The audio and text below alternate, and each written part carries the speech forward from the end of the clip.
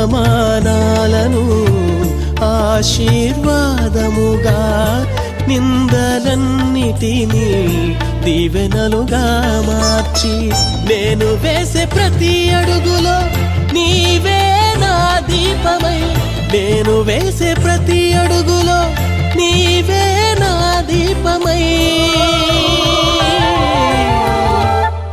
చిరునవ్వుతో నింపిన యేసయ్యా, చిరునవ్వుతో నింపిన యేసయ్యా.